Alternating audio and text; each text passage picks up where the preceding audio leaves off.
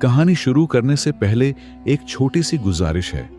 अगर आप अभी तक मेरे चैनल पर नहीं आए तो मेहरबानी करके मेरे चैनल को जरूर सब्सक्राइब करें। वीडियो पसंद आए तो लाइक करें और अपने दोस्तों के साथ शेयर करना ना भूलें। और कमेंट में जरूर बताएं कि आप ये वीडियो कहां से देख रहे हैं, किस शहर या किस मुल्क से। आपकी मोहब्बत और ताउन ही मेरी हौसला अफजाई है।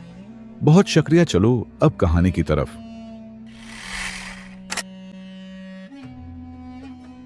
जब न रेलगाड़ियां थीं, न मोटर कारें और काफले ऊंटों पर लंबे सफर किया करते थे, और अब के एक वसीया रेगिस्तान के किनारे एक छोटा सा गांव आबाद था। वो गांव सादा लोगों का मस्कन था। मिट्टी के घर, खजूर के दरख्त और दरमियान में एक छोटी सी मस्जिद। उसी गांव में एक नौजवान रहता था जिसका नाम हारिथ था। हारिथ यतीम था मगर दिल का नहायत नरम और सच्चा। वो अक्सर बुजुर्गों की बातें गौर से सुना करता था खास तौर पर रमजान के बारे में। इस साल रमजान पहली बार उसकी जिंदगी में एक नए एहसास के साथ आया था, क्योंकि ये उसका पहला पूरा रोजा था। रमजान का चांद नजर आते ही गांव में खुशी की लहर दौड़ गई। मगर उसी रात हारिथ के दरवाजे पर दस्तक हुई। गांव के एक बुजुर्ग ताजिर ने कहा, बेटा हारिथ, कल हमें काफले के साथ शहर जाना है। सामान पहुंचाना जरूरी है। क्या तुम साथ चलोगे? हारिथ के दिल में हल्की सी घबराहट आई। ये उसका पहला रोजा था और सफर भी रेगिस्तान का। गर्मी, प्यास, थकन सब उसके जहन में घूमने लगे। मगर फिर उसे अपनी मां की वो बात याद आई जो वो बचपन में कहती थी, बेटा, जब नीयत सच्ची हो और भरोसा अल्लाह पर हो तो रास्ते खुद आसान हो जाते हैं। हारिथ ने आसमान की तरफ देखा और आहिस्ता से कहा, मैं चलूंगा। सहरी के वक्त पूरा काफला जाग गया। सितारे अभी आसमान पर चमक रहे थे। ठंडी हवा चल रही थी। हारिथ ने सादा सी रोटी और खजूर खाई, पानी पिया और दिल में दुआ की, या अल्लाह, ये मेरा पहला रोजा है, उसे कबूल फरमा। फजर की अजान के बाद काफला रवाना हुआ। शुरू में सब आसान था, मगर जैसे जैसे सूरज बुलंद होता गया, गर्मी तेज होने लगी। रेत के जरे चमकने लगे। हुआ गर्म सांस की तरह लगने लगी। दोपहर तक हारिथ के होंठ खुश्क हो चुके थे। गला कांटों की तरह चबने लगा था। काफले के कुछ लोग मुसाफिर होने की वजह से रोजा नहीं रखे हुए थे।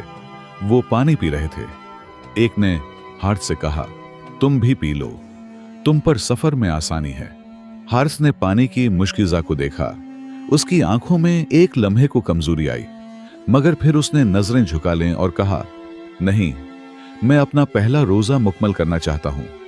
शाम से कुछ पहले आसमान पर गर्द के बादल छा गए। तेज आंधी उठी। काफला रक गया।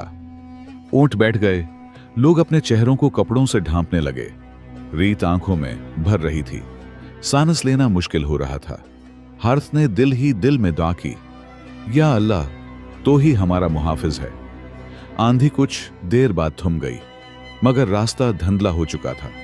निशानात मिट गए थे। काफला रास्ता भूल गया था। उम्मीद की रोशनी सूरज ग्रूब होने के करीब थी। सब परेशान थे। तब हारिथ को बचपन में सुनी हुई बात याद आई, इस्तारों से रास्ता पहचाना जाता है। रात होते ही उसने आसमान की तरफ देखा। उसे शमाली सितारा दिखाई दिया। उसने काफिले के सरदार से कहा, हम समझ चली, यही दरस्त रास्ता है। पहले तो सब हैरान हुए, मगर फिर उसकी बात मान ली गई। चंद घंटों के सफर के बाद दूर कहीं चिराग की रोशनी दिखाई दी। वह एक छोटा सा काफला सराय था। जैसे ही अजान की सदा गूंजी, हारिथ ने खजूर हाथ में ली। आंखों में आंसू थे, थकन के भी और शक्र के भी। उसने पहला रोजा मुकम्मल कर लिया था। काफले के सरदार ने कहा, बेटा, आज तुमने हमें रास्ता दिखाया। तुम्हारा रोजा सिर्फ तुम्हारे लिए नहीं, हमारे लिए भी बरकत बना। हारिथ ने मुस्कुरा कर कहा, सब अल्लाह का कर्म है। रात के आखिरी पहर जब काफला सराय में आराम कर रहा था, हारिथ की आंख देर तक न लगी। वो आसमान पर चमकते सितारों को देखता रहा। रेगिस्तान की खामोशी में एक अजीब सुकून था।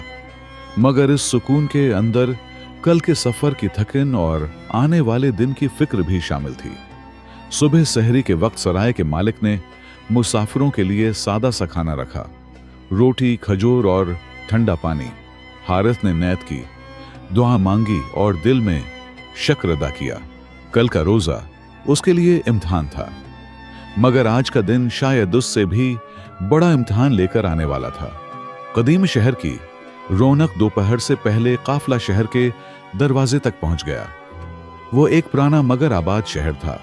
ऊंची फसीलें, लकड़ी के बड़े दरवाजे और इंदर बाजारों की चहल पहल। बाजार में रमजान की रौनक अरूज पर थी।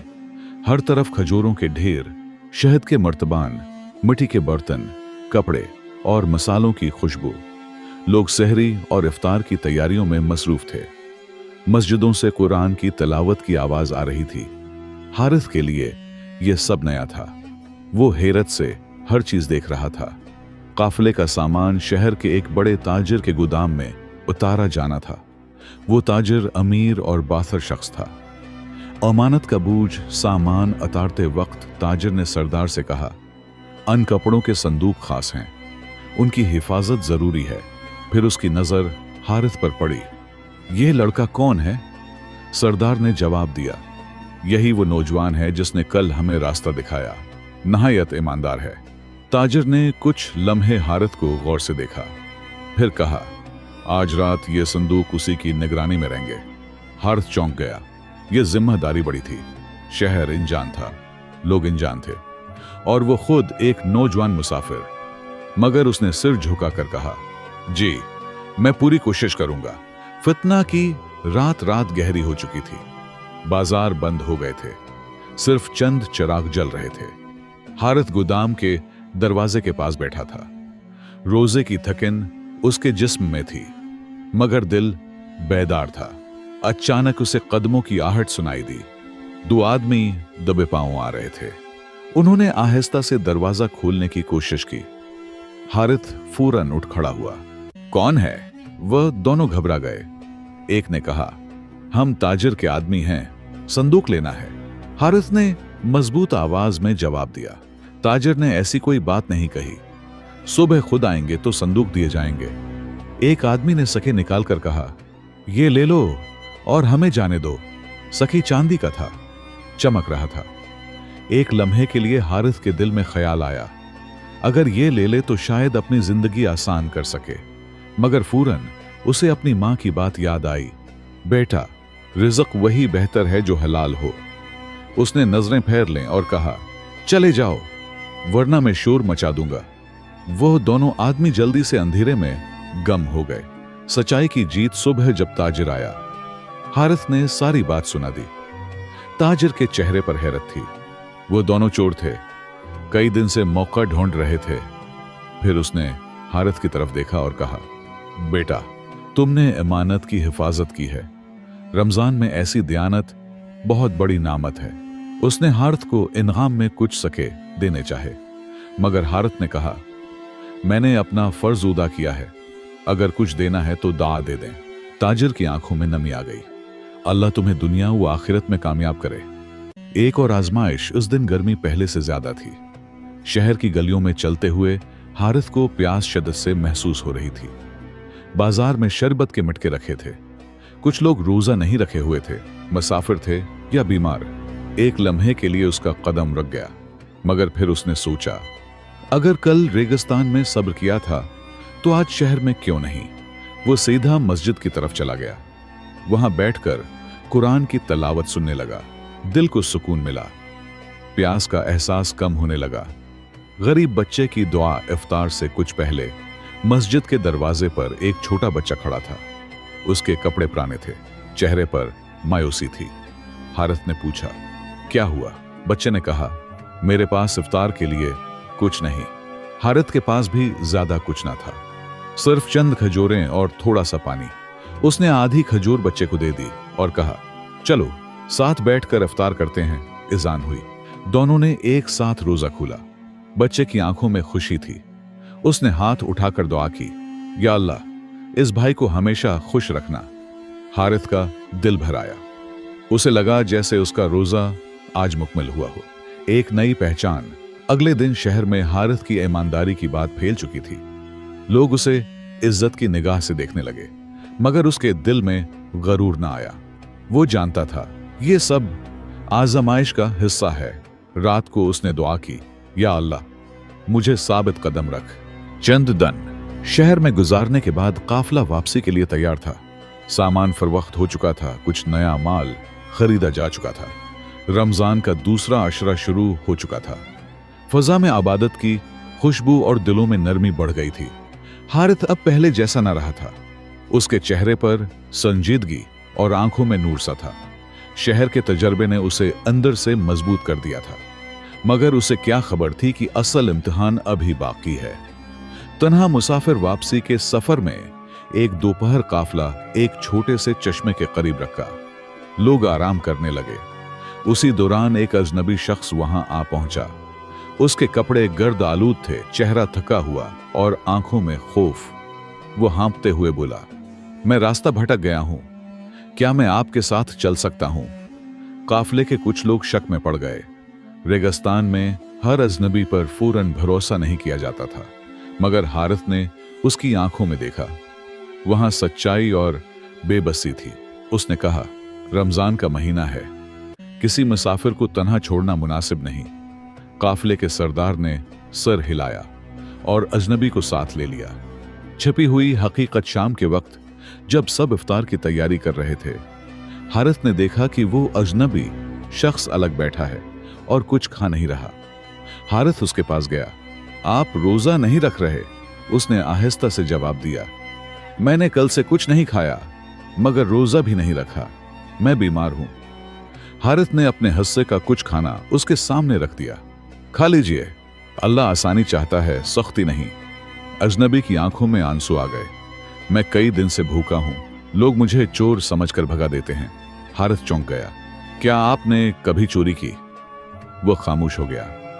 कुछ लम्हों बाद उसने सिर झुकाकर कहा, हाँ, मैंने गलती की थी, मजबूरी में, मगर अब तौबा कर चुका हूं। काफिले पर खतरा, रात गहरी थी, सब सो चुके थे। अचानक दूर से घोड़ों की टापों की आवाज आई। चंद नकाब पोश सवार काफिले की तरफ बढ़ रहे थे। वो लिटीरे थे। काफिले में खलबली मच गई। लोग घबरा गए। उसी लम्हे वो अजनबी शख्स आगे आया। मैं उनके तरीके जानता हूं, ये पहले डराते हैं फिर हमला करते हैं। उसने जल्दी से मशूरा दिया कि सामान को दायरे की शक्ल में रखकर औंठ बिठा दिए जाएं और चिराग बुझा दिए जाएं ताकि अंधेरे में तादाद ज्यादा लगे। काफिले के सरदार ने उसकी बात मानी। लिटेरे करीब आए, मगर अंधेरे में उन्हें अंदाजा न हो सका कि कितने लोग हैं। उन्होंने चंद तीर चलाए, मगर फिर पीछे हट गए। कुछ देर बाद वो वापस चले गए। काफिला बच गया। सच का इनाम सुबह हुई तो सब उस अजनबी के गर्द जमा थे। सरदार ने कहा, अगर तुम न होते तो आज हमारा सब कुछ लट जाता। अजनबी ने नजरें झुका लें। यह सब उस नौजवान की वजह से है। अगर उसने मुझ पर भरोसा न किया होता तो मैं यहां न होता। हारिस खामोश खड़ा था। उसके दिल में शक्र का जज्बा था। उसने सोचा, अल्लाह कभी किसी की नेकी जाया नहीं करता। आखिरी इम्तिहान वापसी के सफर के आखिरी दिन शदीद गर्मी थी। पानी कम रह गया था। मुश्किलों में सिर्फ इतना पानी था कि सबको थोड़ा थोड़ा मिल सके। काफिले के सरदार ने ऐलान किया, पानी एहतियात से इस्तेमाल होगा। दोपहर के वक्त एक ऊंट गिर पड़ा। इस पर सामान भी था और वही मुश्किजा भी जिसमें ज्यादा पानी था। मुश्किजा फट गया। पानी रीत में जज़ब हो गया। सबके चेहरों पर परेशानी थी। अब जो पानी बचा था वो बहुत कम था। हारिस के हिस्से में भी थोड़ा सा पानी आया। इसका गिला खुश्क था। रोजा भी था।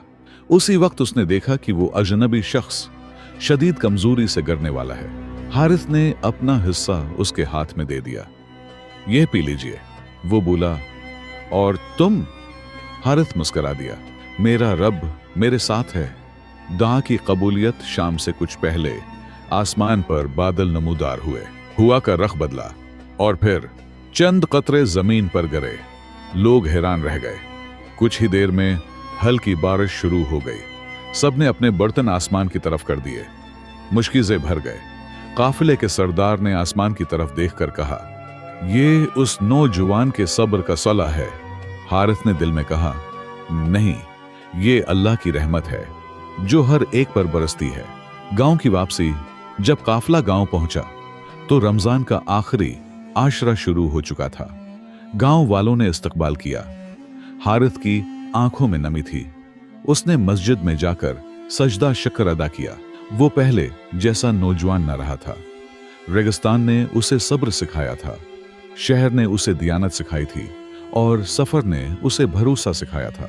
सबक पुराने वक्तों में लोग कहते थे, जो शख्स रमजान में सब्र, ईमानत और रहमदिली अख्तियार करे, अल्लाह उसके लिए ऐसे रास्ते खोल देता है जिनका वो गुमान भी नहीं कर सकता। गांव वापसी के बाद रमजान का आखिरी अशरा शुरू हो चुका था। हुआ में एक अजीब सी संजीदगी और नूरानियत थी। हर चेहरे पर इबादत का रंग नमाया था। हारिस भी बदल चुका था। अब वो सिर्फ एक नौजवान मुसाफिर नहीं रहा था, बल्कि एक ऐसा शख्स बन चुका था जिसने सब्र, ईमानत और भरोसा अपने अमल से सीख लिया था। आखिरी अशरे की खामोशी, रातों को मस्जिद आबाद रहती, तरावीह की आवाजें गूंजते, कुरान की तलावत दिलों में उतरती। हारिस अक्सर सबके बाद भी मस्जिद में बैठा रहता। उसकी आंखों के सामने रेगिस्तान के मनाजर आते, प्यास, आंधी, आजमाइश और फिर अल्लाह की मदद। वो सोचता, अगर मैं उस दिन हिम्मत हार जाता, अगर मैं अमानत में खयानत कर देता, अगर मैं अपना पानी खुद पी लेता। उसका दिल कांप जाता। शब कदर की तलाश। एक रात इमाम साहब ने ऐलान किया, आज ताक रात है, हो सकता है यही शब कदर हो। गांव के लोग ज्यादा तादाद में मस्जिद पहुंचे। चरागों की मध्यम रोशनी में सब सजदे में झुके हुए थे। हारिस भी खामोशी से एक कोने में बैठ गया। उसके हाथ दुआ के लिए उठे। या अल्लाह, अगर मुझसे कोई गलती हुई हो तो माफ फरमा। मुझे हमेशा सच्चाई पर कायम रख। मेरा दिल तकबर से बचा। उसकी आंखों से आंसू बहने लगे। एक गैर मुतवक्का खुशखबरी। नमाज के बाद गांव के वही बुजुर्ग ताजिर जो उसे शहर ले गए थे आगे बढ़े। उन्होंने सबके सामने कहा, मैंने उस नौजवान को सफर में आजमाया है। ये दयानतदार है, साबिर है और अल्लाह पर मुकम्मल भरोसा रखता है। फिर उन्होंने ऐलान किया, आज से हारिस मेरे कारोबार में शरीक होगा। गांव में सरगुशियां फैल गईं। ये एक बड़ी इज्जत थी, मगर हारिस ने सर झुका लिया। उसकी आंखों में आंसू थे। वो जानता था, ये असल कामयाबी नहीं, असल कामयाबी वो सुकून है जो अल्लाह की रज़ा से मिलता है। दिल की दौलत। अगले दिन गांव के बच्चे उसके पास आए। कोई कहता, हमें भी रोजा रखना सिखाओ। कोई कहता, हमें सितारों से रास्ता पहचानना सिखाओ। हारिस मुस्कुरा देता। वो अब समझ चुका था कि इंसान की असल दौलत सका या सामान नहीं, बल्कि किरदार होता है। ईद का चांद नजर आया। लोग खुशी से नारे लगाने लगे, मगर हारिस की आंखों में हल्की सी उदासी भी थी। रमजान रुखसत हो रहा था। वो मस्जिद के सहन में खड़ा आसमान की तरफ देख रहा था। उसने आहिस्ता से कहा, या अल्लाह, अगर ये रमजान मेरा आखिरी हो तो उसे कबूल फरमा, और अगर जिंदगी बाकी है तो मुझे अगले रमजान तक भी सच्चाई पर कायम रख। हुआ में ठंडक थी, दिल में सुकून था। वही नौजवान जो कभी रेगिस्तान में प्यास से लड़ रहा था, आज अपने नफ्स पर काबू पा चुका था। कहानी के खूबसूरत सबक सबके लिए पुराने वक्तों के लोग कहा करते थे, रोजा सिर्फ भूख और प्यास का नाम नहीं, बल्कि सब्र और किरदार की तरबियत है। जो शख्स ईमानत में सच्चा हो, अल्लाह उसकी हिफाजत खुद फरमाता है। जो दूसरों को आसानी देता है, अल्लाह उसके लिए आसमान से आसानी उतार देता है। और जो रमजान में अपने दिल को साफ कर ले, वही असल कामयाब है। असल कामयाब दौलत या शहरत नहीं, असल कामयाबी अल्लाह का कुर्ब और दिल का सुकून है। ये थी आज की कहानी। अगर आपको ये वीडियो पसंद आई और आप मजीद दिलचस्प और दिलकश कहानियां सुनना चाहते हैं तो हमारे चैनल कहानी की आवाज को सब्सक्राइब करें और बेल आइकन दबाना ना भूलें। आपके सब्सक्राइब करने से हमें और भी खूबसूरत कहानियां लाने की हिम्मत मिलती है। शुक्रिया।